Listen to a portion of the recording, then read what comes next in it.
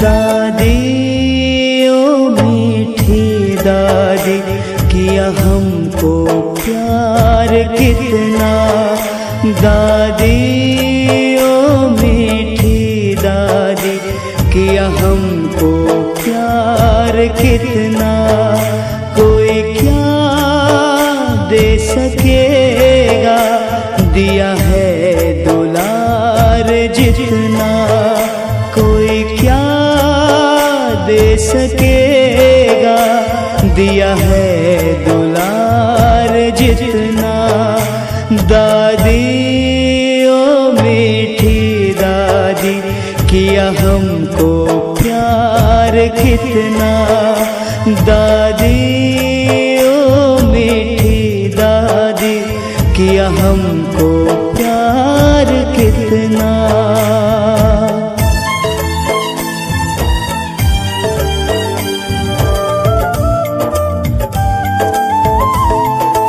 बाबा की बड़ी लाडली, बाबा भी तुम पे अर्पण। हाथों में हाथ लेकर सब कर दिया समर्पण। हो बाबा की बड़ी लाडली, बाबा भी तुम पे अर्पण। हाथों में हाथ लेकर सब कर दिया समर्पण। तुमने भी खुद को दादी किया है बलिहार कितना। कोई क्या दे सकेगा, दिया है दुलार जितना।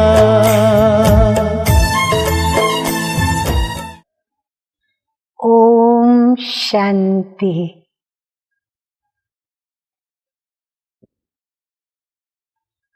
आज है हमारी प्यारी प्यारी, सबके दिलों को जीतने वाली, प्रभु के दिल तख्त पर सर्वोच्च स्थान पर विराजने वाली, सभी ब्राह्मणों की अति प्रिय प्राण माँ, जिसको सभी दादी जी के नाम से जानते हैं, बुलाते हैं, लेकिन यह हरेक की ब्राह्मणों की प्राण माँ थी। ये बड़ी न्यारी माँ थी, बड़ी प्यारी माँ थी। ये संतुलन का एक मिसाल थी। लव भी था उनके पास, तो लव भी था। प्यार और कायदा दोनों में बराबर स्वयं चलकर सभी को न्यायपूर्ण चलाती थी। शायद ही कोई ऐसा मिलेगा जो दादी को प्यार न करता हो। दादी का जो सरल स्वभाव था, तो दादी के पास कोई कैसा भी रूठा हुआ आवे, दादी उसको मना लेती थी। मनाने की विशेषता थी। कोई लड़के झगड़ करके फरियाद करने आते थे, तो दादी कभी एक पक्ष की बात सुन करके निर्णय नहीं लेती थी। दोनों पक्ष से पूरी बात सुनने के पश्चात दोनों को बिठाकर ऐसा उनका मेल मिलाप करा देती थी कि दोनों एक दो के लड़ने के कारण को भूल जाते थे और दोनों ही घृणा भाव को छोड़कर और आपस में फिर से जो उनके स्नेहपूर्ण संबंध होते थे उसमें आ जाते थे। ऐसे ही हमारी ये दादी, जो भी दादी के पास जाता, दादी उनको अपनेपन की भाषा देती थी। गरीब को ऐसा ना लगे कि मैं गरीब हूं इसीलिए दादी का व्यवहार ऐसा है। अनपढ़ को भी ऐसा ना लगे कि मैं अनपढ़ हूं, पढ़ी लिखी नहीं हूं या पढ़ा लिखा नहीं हूं, इसीलिए दादी का मेरे साथ ऐसा व्यवहार है। किसी में कोई गुणों की कमी है, कोई खराबियां हैं, कोई विशेष अवगुण हैं जिससे सभी उनसे डिस्टर्ब रहते हैं, ऐसे बच्चे भी जब दादी के पास आकर के बैठते थे तो दादी उनको भी उतना ही प्यार देती थी जो सभी को देती थी। सबको एक जैसा प्यार मिलता था। जैसे माँ होती है सबको एक जैसा प्यार करती है। कुमारियों की और कुमारों की तो विशेष दादी, जैसे वो कुमार समझते थे दादी हमारी है, कुमारियां समझती थी दादी हमारी है। क्योंकि कुमारों के जीवन में अनेक समस्याएं आती हैं, वो अकेले होते हैं तो उनको बाबा को अपना सहारा बना के और चलना होता है। नौकरी है नहीं है, घर है नहीं है, घर वाले राजी हैं नहीं है, शादी करने के लिए फोर्स करते हैं, उसे शादी नहीं करनी है तो घर वाले डिस्टर्ब रहते हैं, तो घर वालों के साथ उनका स्नेहपूर्ण संबंध नहीं रहता। खाने पीने की तकलीफ होती है, वो खाना पीना बनाना जानता नहीं और स्वभाव से उसको सब अच्छा अच्छा चटपटा खाना चाहिए। परंतु जब वो ब्रह्मा कुमार बन जाते हैं तो इन सभी बातों का त्याग करते हैं। विशेष करके जब बीमार पड़ते हैं तो एक बाबा उनका साथी होता है, वही मित्र बनकर उनको मदद करता है। तो ऐसे समय पर उनके सामने समस्याएं आती है और भी कई समस्याएं उनके सामने आती हैं, परंतु इन सभी समस्याओं में कैसे युद्ध करना, न युद्ध करना, जजूमना, सामना करना, सहन करना, कैसे फिर उसमें एक बल एक भरोसे पर निश्चय बुद्धि होकर विजयी बनना, या फिर कौन सी युक्तियां प्रयुक्तियां अपनाना, वो सब बातें दादी उन्हों को सिखाती थी। कभी पर्सनल सिखाती थी, कभी जनरल सिखाती थी। और फिर जब मधुबन में आते थे, चाहे भट्टी कराने आए, चाहे उन्हों का कोई विशेष संगठन होता था, तो दादी उनकी पसंदगी की जो भी खाने पीने की मिष्टान हो चाहे फरसाण हो, उनकी पसंदगी का भोजन नाश्ता या ऐसी टोलियां बनाकर उनको अवश्य खिलाती थी। क्योंकि दादी के दिल में ये रहता था जैसे माँ के दिल में होता है कि ये बच्चा मेरा अकेला रहता है, दूर रहता है, कोई साथी संबंधी साथ में नहीं, खाना बनाना नहीं आता तो भी वह अपना जीवन व्यतीत कर रहा है। तो दादी उनको बड़े प्यार से अलग अलग प्रकार के व्यंजन बनाकर उनको खिलाती। ऐसे ही कुमारियां जो छोटी छोटी होती हैं, कोई 14 वर्ष में, जैसे मैं 14 वर्ष में आ गई, कोई 16 वर्ष में, कोई 18 वर्ष में, तो दादी को वो कन्याएं बड़ी प्रिय लगती थी।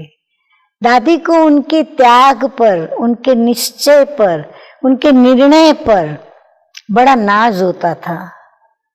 दादी कहती है ये इतनी छोटी बच्ची और कितना उसने अच्छा निर्णय लिया डेयरिंग का, क्योंकि सारी जिंदगी पवित्र बन के चलना, पवित्र रहना और फिर बाबा के नई दुनिया में पवित्रता से सहयोग देना, ये बहुत बड़ी जिम्मेवारी है।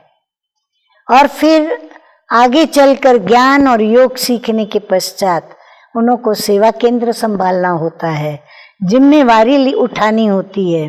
तो दादी उन्हों को इतनी प्यार भरी मधुर मधुर शिक्षाएं देती थी, जैसे माँ कोई अपनी बेटी को ससुराल जाने से पहले भी, ससुराल जाती है तब भी, और ससुराल के बाद जब जब भी मिलने आती है और अपने दुखों को रोती है, अपनी समस्याओं को लेके आती है, प्रश्नों को लेकर के आती है, तो माँ उनको बड़े प्यार से वो शिक्षाएं देती है जो बच्ची सुन करके एकदम समाधान स्वरूप हो करके माँ से जाती है।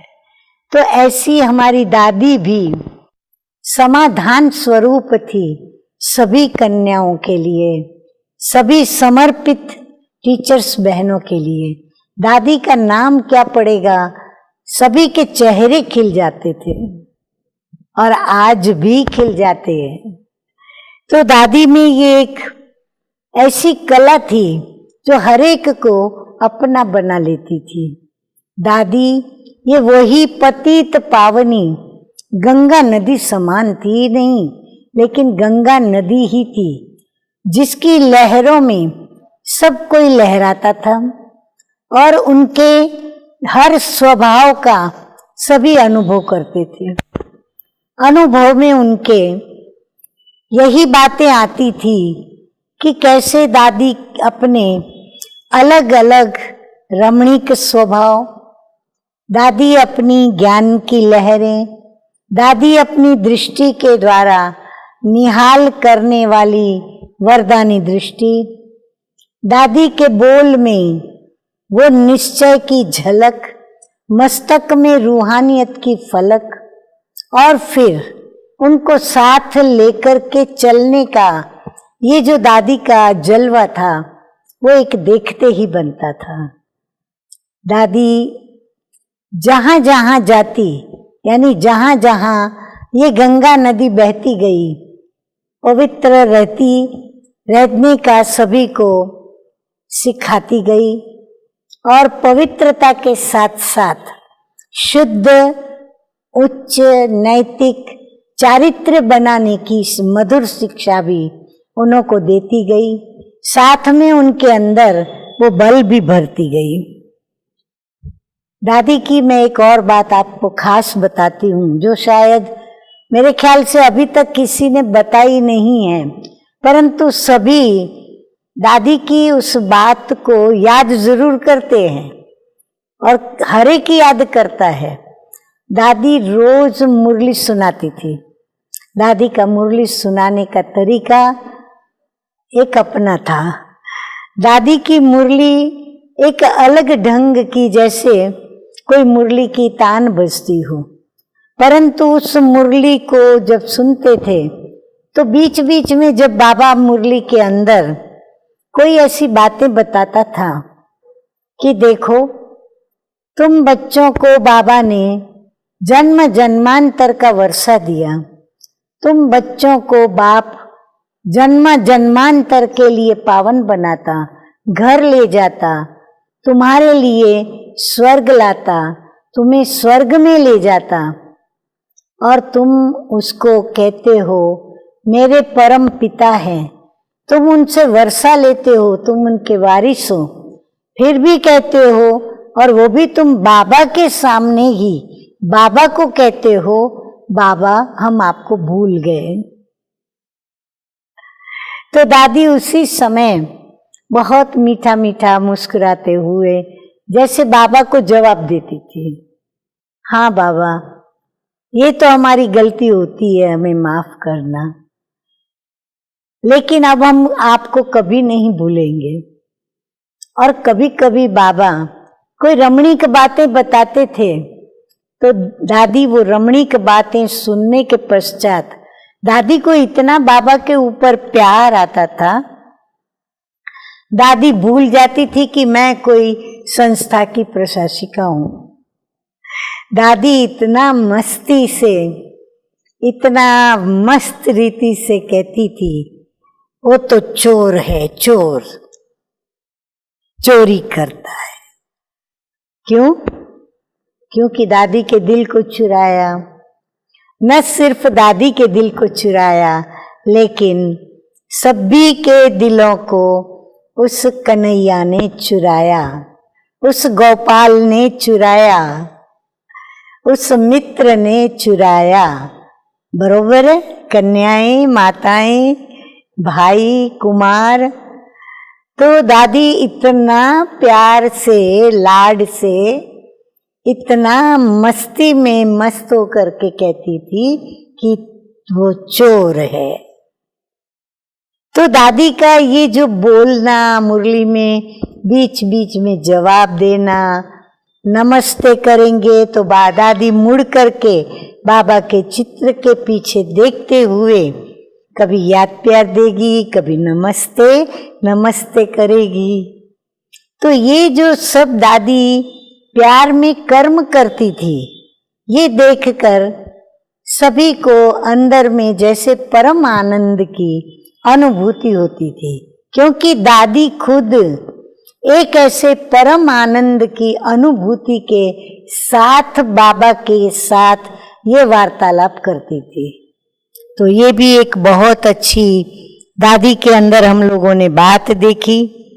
उसके पश्चात कई ऐसी भी बातें दादी में पाई, जैसे दादी इतनी मोहित मुद्रा से बाबा को याद करती, इतना मोहित रूप से दादी अपने बाबा के साथ के अनुभव सुनाती। मुझे लगता है कि जब दादी प्रेम से बाबा से ऐसे मोहित होकर के वार्तालाप करती और चोर हो ऐसा कहती, तो शायद प्रभु भी वतन से उनको देखते हुए उन पर अति मोहित होता होगा, और हुआ ही होगा। और मोहित होकर के उसने तो क्या किया, सिर्फ मोहित नहीं हुआ, लेकिन जैसे दादी मोहित हुई तो बाबा की बन गई। अब बाबा उन पर मोहित हुआ तो बाबा ने क्या किया, मुंबई के एक सबर्ब गाम देवी एरिया, उसमें उस एरिया में दादी एक सेंटर को संभालती थी। बाबा को इतना प्यार आया क्योंकि वो इतनी गुणवान थी, इतनी विशेषताएं थी, इतनी सेवा के नए नए प्लान्स सोचती थी, करती थी, और सभी के साथ उनका व्यवहार वैश्विक था। तो बाबा को भी उनके इन सब गुणों को देख के, विशेषताओं को देख के इतना प्यार आया, जो उनको संस्था में बिठाकर और संस्था की मुख्य प्रशासिका ही बना दिया। और दादी के प्रशासन में ही इस संस्था का यह एक छोटा सा वृक्ष, जिसका बीज स्वयं परमपिता परमात्मा ने ब्रह्मा बाबा के द्वारा डाला, जो वृक्ष थोड़ा बड़ा हुआ, परंतु दादी जी ने उस वृक्ष के तना को, थोड़ को इतना मजबूत बनाया और इतना उस वृक्ष को विशाल किया। यानी दादी की हाजिरी में ही इतनी सारी देश विदेश में शाखाएं खुली, और बाबा के लाखों बच्चों ने उन शाखाओं में जाकर के बाबा का परिचय प्राप्त किया, बाबा के बने। और हजारों टीचर्स बहनों ने अपना जीवन प्रभु सेवा क्या, लेकिन यह विश्व की सेवा जो बाबा करने आए हैं, नई दुनिया की स्थापना। तो हर एक ने अपना जीवन उस सेवा के प्रति लगाया। तो दादी का व्यक्तित्व इतना प्रभावशाली था, कोई भी दादी के समीप आया या ना भी आया तो दूर से भी दादी की प्रशंसा सुनकर या समीप आकर दादी को प्रैक्टिकल में वैसा देखकर वो दादी का क्या, लेकिन बाबा का बने बिगड़ रह नहीं पाया। और दादी के वचनों में तो सिद्धि थी। दादी अपने मुख से जब कह दे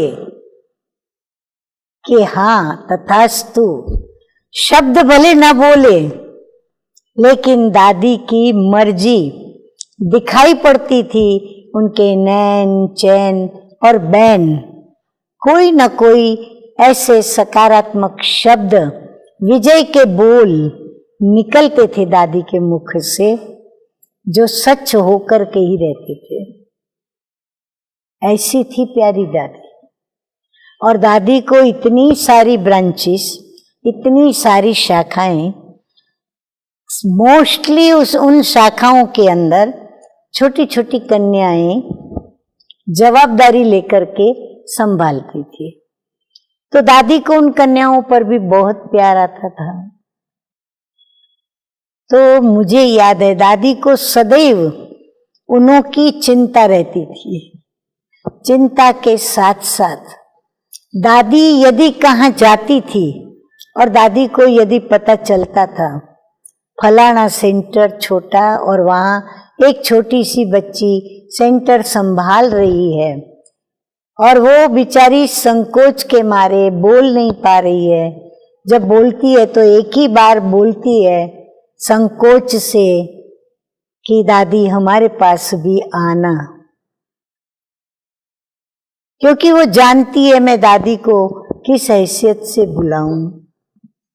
लेकिन दादी के पास तो किसी की कोई हैसियत नहीं, दादी हर एक को एक समान देखती थी।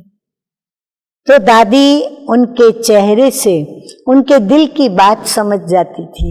फिर जब उस शहर में जाती थी तो दादी वो बात याद रखती थी और उस बच्ची के पास उस छोटे से सेंटर पर 10-15 मिनट का भी समय देकर जरूर उनको खुश करके आती थी। मुझे याद है एक बार दादी का जाना अफ्रीका के, साउथ अफ्रीका की तरफ का प्रोग्राम था। दादी मुंबई में आई थी, मुंबई से फ्लाइट लेकर के दादी को वहां जाना था, लेकिन परिस्थितियों के कारण वो फ्लाइट कैंसल हुई 24 घंटे के लिए। अब दादी 24 घंटा एयरपोर्ट पर बैठकर क्या करेगी? तो दादी ने तुरंत सोचना शुरू किया। साथी ने कहा इधर जाएं, उधर जाएं, ये सहज होगा, वो नजदीक होगा। लेकिन दादी ने अचानक ये कहा हम घाटकोपर में चलेंगे। क्यों? क्योंकि जन्माष्टमी का त्योहार था और दादी जन्माष्टमी के त्योहार पर वहां साउथ अफ्रीका के सेंटर पर जा रही थी जन्माष्टमी मनाने। अभी भी जन्माष्टमी आएगी, रक्षाबंधन हो गई, अब जन्माष्टमी आएगी, तो विशेष दादी जी की याद भी आई। तो दादी ने मेरे को कहा एयरपोर्ट पर कि हम तुम्हारे पास आकर के जन्माष्टमी मनाएंगे, और तभी हम भोग रात्रि को लगाते थे। तो हम लोगों ने दादी से छुट्टी लेके गए, बस खुशी के मारे पैर धरती पर नहीं थे, जैसे उड़ रहे थे। और थोड़े समय में हमको तैयारी करनी थी, हमको श्री कृष्ण का सुंदर महल बनाना था, दादी आने वाली थी और फिर भोग लगेगा, साथ में मोहिनी बहन थी, तो मोहिनी बहन भोग लगाएगी और कृष्ण का पाठ चलेगा। तो हम लोगों ने इतना खुशी खुशी में आकर सारा तैयारी कर ली। दादी आई, भोग लगा, जन्माष्टमी खूब धाम धूम से हमने मीठे मीठे बाबा की याद में कृष्ण को देखते हुए, कृष्ण को याद करते हुए मनाई। और फिर दादी गई।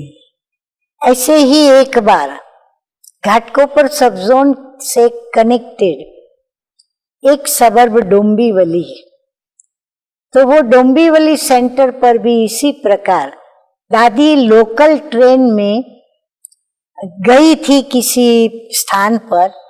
तो जब कल्याण में उतरी तो ट्रेन लेट हो गई, ट्रेन लेट चलने वाली थी। तो दादी ने कहा आप कहाँ जाएंगे, कुछ घंटे ही मिले थे। तो दादी ने सोच सोच के फिर अचानक कल्याण से नजदीक डोंबिवली था, तो दादी ने कहा हम डोंबिवली सेंटर पर चलते हैं। और आप नहीं मानेंगे, 3 सीढ़ी दादी चढ़ के ऊपर आई। और अचानक जब आई तो डोंबिवली सेवा केंद्र की जो जवाबदारी ली हुई निमित्त बहन थी, शकू बहन, अचानक दादी को देखकर एकदम हैरान हो गई। उसको कुछ सूझ नहीं रहा था, मैं क्या करूं क्या ना करूं, कैसे स्वागत करूं। फूल नहीं, तिलक नहीं, उस समय टाइम ही नहीं, घंटी बजी, सामने देवी के दर्शन।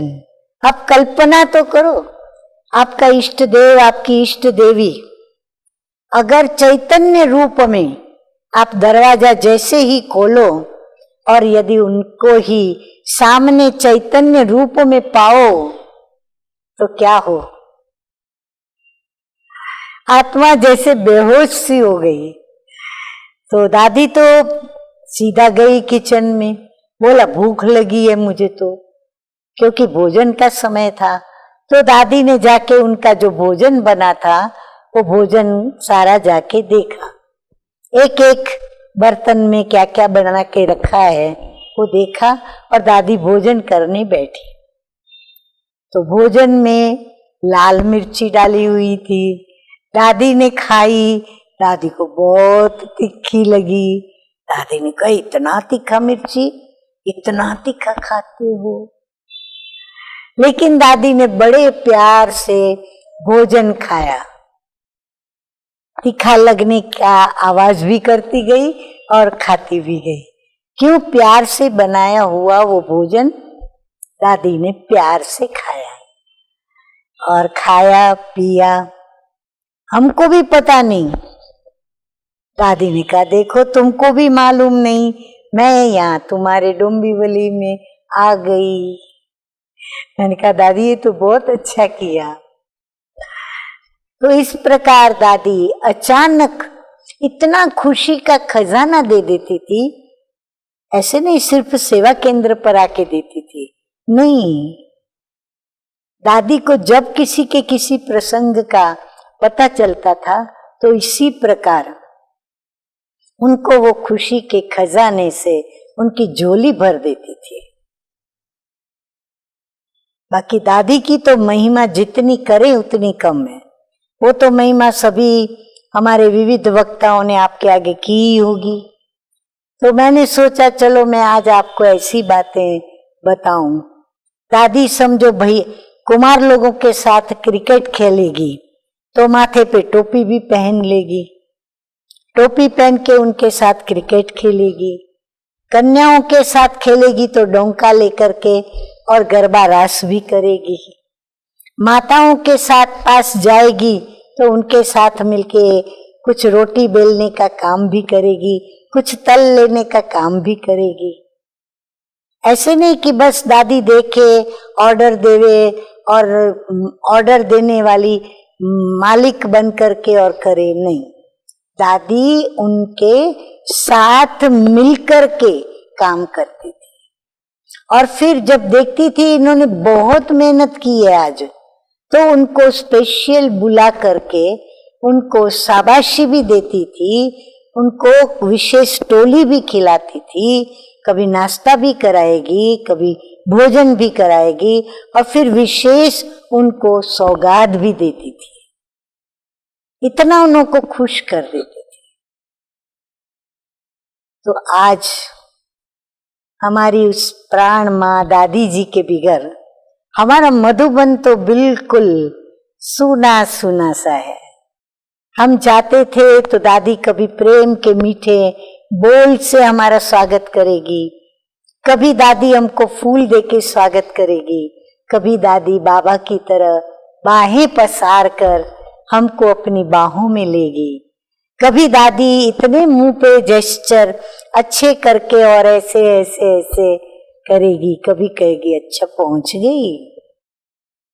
तो दादी ने विविध प्रकार से हमारा स्वागत करके ये दिखाया कि दादी हर एक को सम्मानित करती है, छोटा हो या बड़ा। तो दादी ने हर एक को सम्मान दिया। तो दादी की ये, और फिर दादी ने जो काम किए वो तो बात ही मत पूछो। हर कंस्ट्रक्शन के काम का ज्ञान, किचन के अंदर स्टॉक कितना है क्या है उसका ज्ञान, रोज कितना चावल बनता, कितनी रोटियां बनती, कितनी सब्जियां आती उसका ज्ञान। कौन सा ज्ञान दादी के पास नहीं था।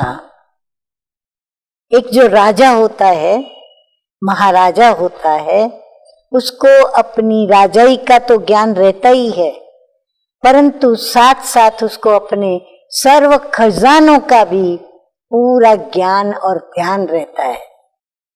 दादी को भी इसी प्रकार पूरी जो भी मधुबन में चीजें आती थी, जाती थी, मंगाते थे, बचत होती थी, सभी आते थे तो उनको क्या सौगात देंगे उनकी चिंता, टीचर्स बहनें आएंगी तो उनको क्या खिलाएंगे पिलाएंगे, कुमारों की क्या खातिरी करेंगे, कन्याओं की जो छोटी छोटी समर्पित टीचर्स आएंगी उनको कैसे खुश करेंगे। दादी सबके लिए सोचती थी, बुजुर्गों के लिए भी सोचती थी। उनके बैठने का प्रबंध, उनको सर्दी न लगे उसका प्रबंध, उनको पकड़ के कोई मदद करके उनके स्थान पर पहुंचाए उसकी चिंता, हर बात की, हर एक की दादी चिंता करती थी। और कोई नहीं मानेगा उसको मना लेती थी। इतना प्यार से उनको बैठ के समझा देती थी कि वो रूठा हुआ सेकंड में मान जाता था और दादी का बन जाता था। तो मैं आपको हमारी दादी की क्या क्या बातें बताऊं। तो ऐसी थी हमारी प्राणेश्वर प्राण मां प्रकाशमणि दादी, जिन्होंने अपनी रूहानियत की मणि के द्वारा सारे जग में प्रकाश फैलाया। आज भी हमारा दादी जी का यादगार प्रकाश स्तंभ, लाइट हाउस बन करके हम सभी ब्राह्मणों को जो देश विदेश में सभी स्थानों पर ये सेवाएं दे रहे हैं, सभी की नैया को पार कर रहे हैं और अपनी भी नैया पार करने के लिए प्रकाश स्तंभ पर आकर और लाइट लेते, माइट लेते और दिशा सूचन लेते, मार्ग प्रदर्शना लेते, प्रेरणा लेते। और इस प्रकार दादी जी को सभी याद करते। पुण्यतिथि तो एक निमित्त मात्र है, दादी की तो याद रोज आती है, परंतु दादी ने ऐसा पुण्य किया जो पुण्य स्मृति सचमुच है। वो उनकी हर स्मृति के अंदर पुण्य कर्म का इशारा छिपा हुआ रहता है। बाबा के हर कर्मों के इशारे दादी ने पकड़े, बाबा के हर ज्ञान के राज के इशारों को दादी ने पकड़ा। ऐसे ही बाबा के जो बच्चे थे जो दादी के पास आते थे, परख शक्ति इतनी पावरफुल थी कि हरेक के जीवन के राजों को दादी अपनी निर्णय शक्ति, परख शक्ति के आधार पर परख लेती थी और उसी प्रकार उसको न्यायपूर्ण स्नेह और सेवा देती थी। तो ऐसी दादी को आज एक गुलाब का पुष्प चढ़ाकर, जो कि स्वयं एक ऐसा रूप रंग गुणों से सुगंधित पुष्प है जो बाबा को अति प्रिय था, जो दादी थी, जो दादी का प्रतीक है, तो दादी को अर्पण करके मैं स्नेहांजलि यहाँ समाप्त करती हूँ। ओम शांति।